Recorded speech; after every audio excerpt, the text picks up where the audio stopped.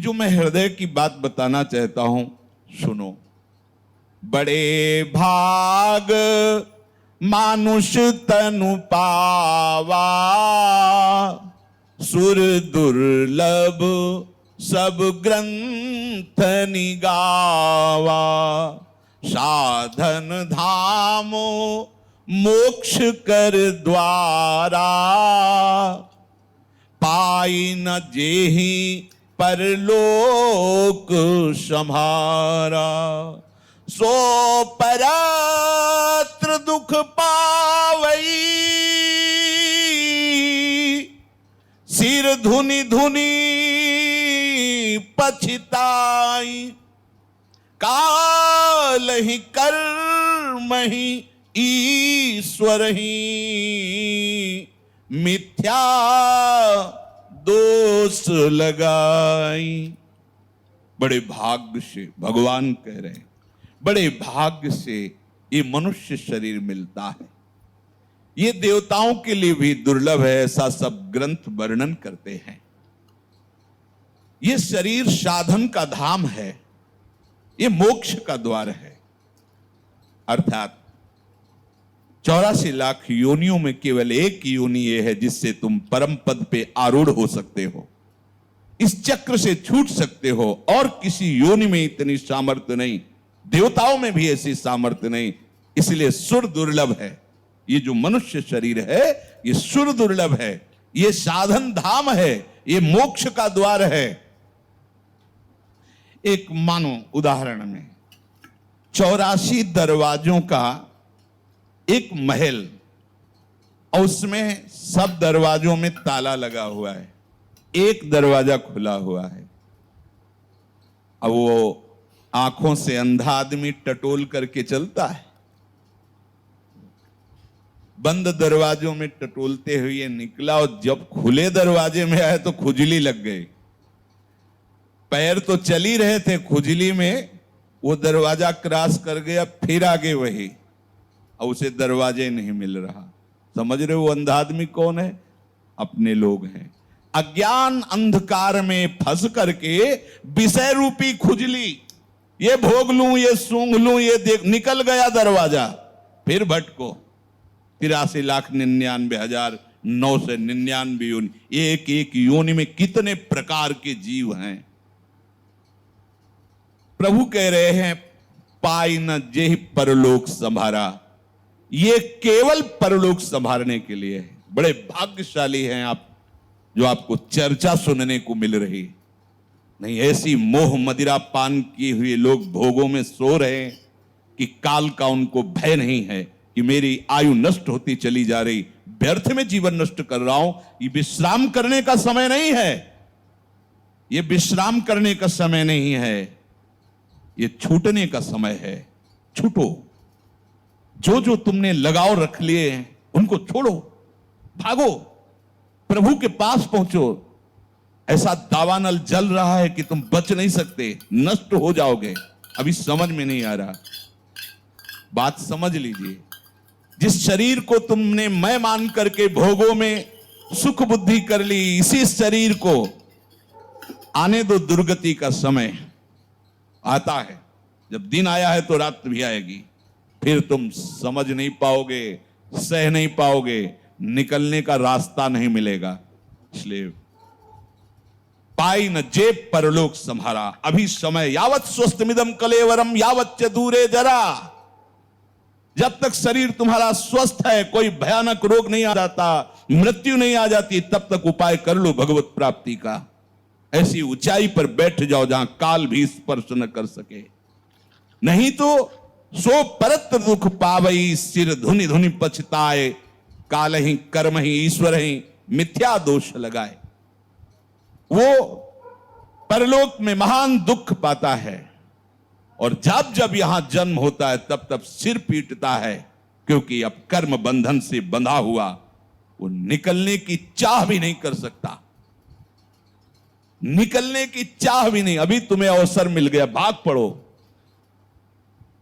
जैसे कोई बहुत बंधन से युक्त हो और कुछ मिनट के लिए बंधन छूट जाए और दरवाजा खुला हो और कोई रोकने वाला ना हो, तो सांस रोक के भाग जाओ।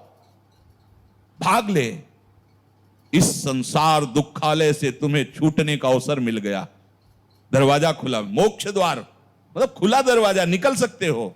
साधन धाम, मोक्ष कर द्वार, भाग। शरीर राग से भाग, शरीर के संबंधियों के राग से भाग, शरीर के भोगों के राग से भागे। रोज सुन रहे हो, रोज। अगर ऐसा नहीं तो ऐसा होना पड़ेगा। हाय हाय, मन पछताई है, जीवन गया। उस समय जब जाने का समय होता है, जो हमने कर्म किए वो सब घेर लेते हैं, जिनसे प्यार किया वो सब छूट रहे हैं। उस समय जो भयानक पीड़ा होती इस शरीर में, उससे विचलित होकर के उसी जगह टिक जाती बुद्धि जो जीवन में किया है। फौरन वो फोटो खींची, बन गया हुए। जहां जिस विषय में टिकी उसके परिणाम का क्या फल होता है, तुरंत निर्णय हो गया, इसे ये बनना होगा। अगर प्रभु में टिक गई तो प्रभु बन जाओगे, भगवत स्वरूप हो जाओगे। प्रभु स्वयं कह रहे हैं अवधवासियों से, यही तन कर फल विषय न भाई, स्वर्गो स्वल्प अंत दुखदाई। नर तनु पाई विषय मन देही, पलटी सुधाते 60 बिसले। भाई, ये जो मनुष्य शरीर तुम्हें मिला है, ये बिल्कुल विषय भोगों के लिए नहीं मिला है। ये मिला ही नहीं विषय भोगों के लिए। कोई भी शास्त्र उठा के देख लो, ये ढूंढने के लिए नहीं मिला कि इस विषय में सुख है कि नहीं। इस विषय में चुपचाप शास्त्र और सदगुरु की शरण लेकर उनका जो अनुभव है वो स्वीकार करो। खोजते खोजते लाखों जन्म व्यतीत हो जाएंगे, तुम अनुभव नहीं कर पाओगे। इसीलिए कहा, तात स्वर्ग अपवर्ग सुख धरी, तुलाए कंग तुलनताय सकल मिली। जो सुख लव सत एक क्षण के सत्संग से अनंत जन्मों की आसक्तियों के त्यागने का बल आ जाता है, यदि आप उसे स्वीकार करें तो। इस लोक की क्या, स्वर्ग आदि लोकों में भी स्वल्प सुख, सुखाभास है, नहीं सुख है। अब देखो जरा, बड़ा आश्चर्य होता है। जिन अप्सराओं के कुछ क्षण प्रकट होने पर मृत्यु लोक के ऋषि मुनि अपनी निष्ठा से विचलित होते देखे गए। कितने ऐसे ऋषियों के इतिहास में चरित्र आते हैं। उन अप्सराओं का स्वामी है देवराज इंद्र, और वो एक ऋषि की कुटिया में पधारता है और उनकी पत्नी के साथ गलत भाव। अहिल्या जी गौतम ऋषि के आश्रम में आता है और अहिल्या से गौतम ऋषि का वेश रख करके ऐसा कृत्य करता है, निंदनीय। तो क्या सुख है स्वर्ग में? जिन अप्सराओं की उपस्थिति पर ऋषि मुनियों के मन विचलित हो जाते हैं, उन अप्सराओं का वो स्वामी है। जब जहां जिसको जैसी आज्ञा करे हाथ जोड़े खड़े हैं। ऐसी एक नहीं, शास्त्रों अप्सराएं हैं जो ऋषि मुनियों के मन को आकर्षित कर ले। वो त्रिभुवनपति देवराज इंद्र वहां तृप्ति नहीं अनुभव कर रहा, मृत्यु लोक के एक महर्षि की पत्नी के साथ वेश बदलकर और ऐसा आचरण करने के लिए विवश हो रहा है। इससे पता चलता है कि वहां भी सुख नहीं। भगवान कह रहे स्वर्गो स्वल्प अंत दुखदाई, वहां भी दुख है। इसलिए ना लोक के सुख की आकांक्षा करे, ना परलोक के सुख की आकांक्षा करे।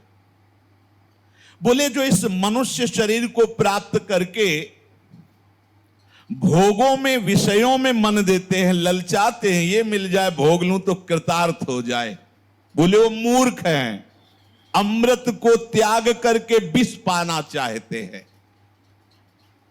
पलट सुधाते 60 बिसले ही।